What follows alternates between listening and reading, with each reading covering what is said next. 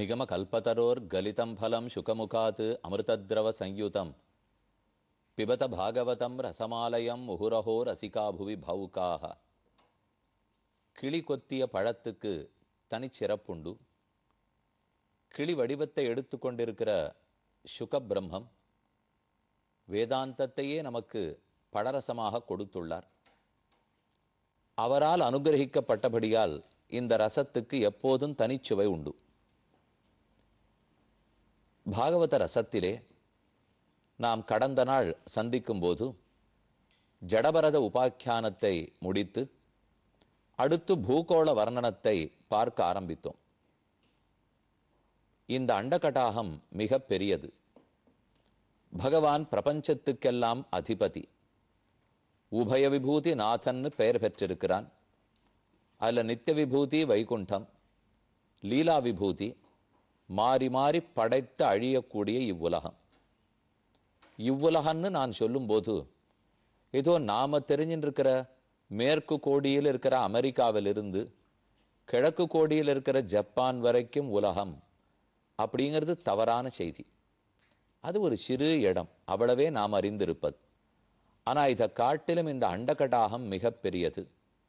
14 அண்டங்கள், 14 லோகங்கள் கொண்டதே ஒரு அண்டகடாகம். அண்டானாந்து சஹசிராணாம் சஹசிராணி அயுதானிச்ச. இதை போல கோடிக்கணக்கான அண்டங்கள் உள்ளன. இவை அத்தனையும் சேர்த்து ஓர் பூமண்டலம் என்று வைத்து கொண்டால் அதற்கப்புறம் அதை சுற்றி ஆவரணங்கள் உள்ளன. இப்போ ஓரோரு அண்டத்துக்குள்ளும் 14 லோகங்கள். பூஹு புவஹா சுவஹா மகஹா ஜனஹா தபஹா சத்தியம். இது மேல் 7 லோகங்கள். அதல சுதல வித்தல ரசாதல தலாதல பாத்தாளங்கள் முதலான கீழ் 7 லோகங்கள். இந்த 14 லோகங்களும் சேர்த்து ஒரு அண்டம் முட்டை வடிவத்தில் இருக்கும். இந்த ஓரோரு அண்டத்துக்கும் சத்தியலோகம்தான் தலை சிறந்த லோகம், மேல் உலகம். அதில் தான் பிரம்மா இருந்து கொண்டு ஆட்சி புரிகிறார். அதற்கு 4 லோகங்கள் கீழே இந்திரன் இருக்கக்கூடிய ஸ்வர்கப்பட்டணம். அதற்கு 3 லோகங்கள் கீழே நடு உலகம், நாம் வாழக்கூடிய உலகம். இதை போல எத்தனையோ அண்டங்கள். இவ்வண்டங்கள் அனைத்தையும் சேர்த்து 7 ஆவரணங்கள் சூழ்ந்திருக்கும். அப்பு, தேஜஸ், வாயு, ஆகாசம், அகங்காரம், மகான், பிரகிருதி என்ன இந்த 7 மூடிகள், 7 ஆவரணங்களுக்கு பெயர். அந்த பிரகிருதியின் தாண்டின பிற்பாடு விரஜா நதி வரும். விரஜா நதி தாண்டின பிற்பாடு ஸ்ரீ வைகுண்டம் இருக்கும். இங்கிருந்து அங்கு முக்தாத்மா போய் சேருகிறான். அர்ச்சிராதி மார்க்கத்தின் மூலம் போகிறான்கிறதை கீழே நாம விளக்கமா பார்த்துருக்கோம். அப்ப ஒரு பக்கத்தில் மேல மேல மேல மேல லோகங்கள் போகின்றன. அதை பத்தின கணக்க ஒருவாறு ஏற்கனவே பார்த்துருக்கோம். மறுபடியும் 100 முறை பார்க்க போகிறோம். ஆனா இப்ப சுகாச்சாரியர் சொல்ல ஆரம்பித்திருக்கிறது பூகோள வர்ணனம். என்னால் அடுத்தடுத்து பூமண்டலத்துக்குள்ளேயே என்னென்ன இருக்கின்றன. இப்போ ஒரு அண்டகட்டாகத்தில் 14 லோகங்கள். அதில் நது லோகம்தான் நாம் வாழக்கூடிய பூமி. இந்த பூமியை 7 தீபங்களாக பிரிக்கிறார்கள். அதில் நடு தீபம் ஜம்பு தீபம், பிளக்ஷத்வீபம், அடுத்து குஷத்வீபம், அடுத்து ஷால்மலி தீபம், கிரௌஞ்ச தீபம் என்ன மொத்தம் 7 தீபங்கள்.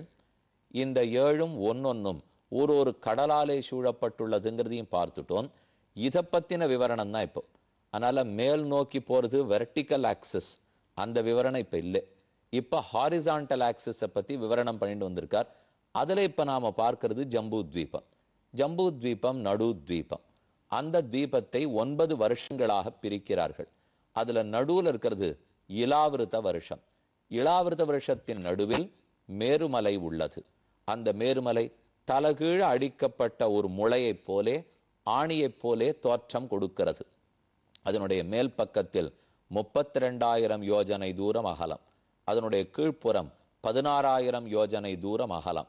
இந்த மேருவுக்கு எந்தெந்த பக்கத்தில் என்னென்ன மலைகள் உள்ளன, எப்புறத்திலெல்லாம் நதிகள் ஓடுகின்றன, இங்கு ஆறார் வாழ்கிறார்கள் என்ன இலாவிருத்த வருஷத்தை பற்றி நம்ம முன்னாடி பார்த்துட்டோம்.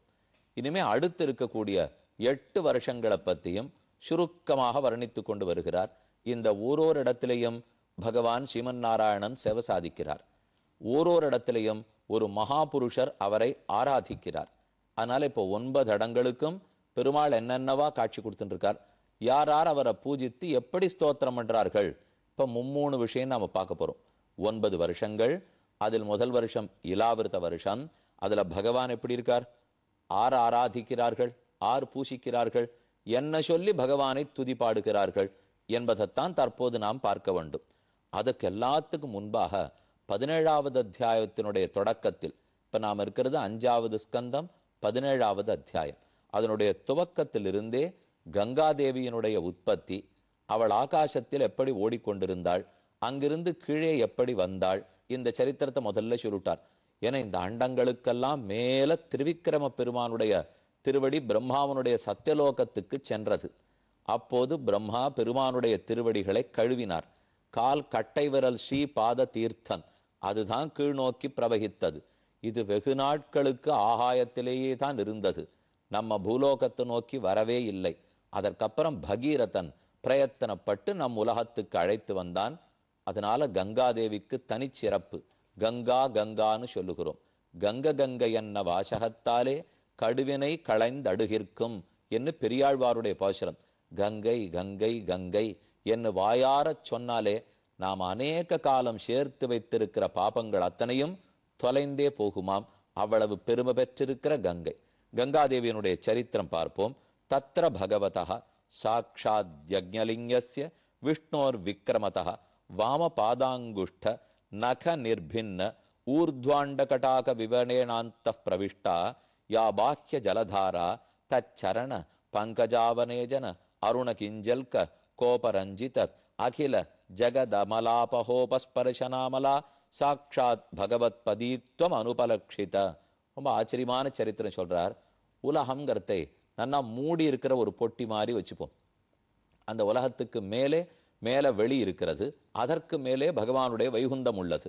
இந்த லோகம் அந்த லோகம் ரெண்டுத்துக்குமே அதிபதி அவர் தான். இப்ப இதை போல ஒரு முட்டை இருக்கிறச்சே, ஒரு இடத்துல போய் நம்ம குத்துறோம்னு வச்சுங்கோ, ஓட்ட விழுந்துரும். அப்ப வெளியில இருக்கிற தண்ணீர் உள்ள ஓடி வந்தாக வேண்டும். கங்கை அப்படித்தான். இதற்கு வெளியிலே ஓடிக்கொண்டிருந்தவள் அண்டம் உடைப்பட்டு அதன் மூலம் தீர்த்தம் உள்ளே ஓடி வந்ததாம். அண்டம் எதனால் உடைப்பட்டதுங்கிற கேள்விக்கு பதில் சொல்றார். திருவிக்கிரம பெருமான் உலகத்தை தாவி அளக்கிறார். ஒன்மிதியில் புனலுருவி ஒரு கால் நிற்ப, ஒரு காலும் காமரசீர் அவுணனுள்ள தென்மதியும் கடந்து அண்டமீது போகி மேலை தன்மதியும் கதிரவனும் தவிர ஓடி தாரகையின் புறந்தடவி அப்பால் மிக்கு. திருமங்கையாழ்வாருடைய திருநெடுந்தாண்டகம்ங்கிற 30 பாசுரங்கள் கொண்ட பிரபந்தம். அதுல ரொம்ப ஆச்சரியமான இந்த பாசுரம். வாமனமூர்த்தி குறுகிய வடிவத்தோடே போய் மகாபலி யஜ்ஞவாட்டத்திலே மூவடி மண் வேண்டி அவனும் கொடுக்க கிடுகிடுவென பகவான் வளர்ந்தான். ஆழியழ சங்கும் வில்லுமெழ திச வாழியழ தண்டும் வாழுமெழ.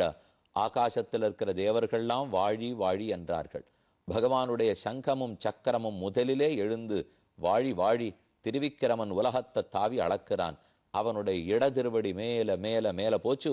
பிரம்மாவனுடைய சத்தியலோகத்தளவு சென்றது. அதையும் தாண்டிடுத்துன்னு வச்சுங்கோ, அப்புறம் அண்டபித்தி வந்துடும். முட்டையினுடைய மேல் ஓடு வரும். திருவடி போன வேகத்தில் இடது திருவடியினுடைய கால் கட்டை விரல், கட்ட விரல்ல இருக்கிற நகம், அந்த நகம் போய் குத்தித்தான். மேல் ஓட்ட குத்தின உடனே அந்த குத்தின இடம் பிளந்தது. வெளியில இருக்கக்கூடிய தண்ணீரத்தனை உள்ள ஊற்ற போகிறது. அப்ப நடந்த ஒரு ஆச்சரியமான கதை இது. பிரம்மா தன்னுடைய கமண்டலத்தில் இருக்கிற தீர்த்தத்தாலே இடது கால் கட்டை விரலை கழுவினார். அந்த தீர்த்த ஆவரண தீர்த்தத்தோட கீழே வர்றதுக்கு ஆரம்பிச்சது. அப்போதிலிருந்து தான் கங்கைன்னு பெயர் பெற்றார். காம் புவம் கதா இதி கங்கா. காம் என்கிற சொல்லுக்கு பூமியை அடைந்தவள்.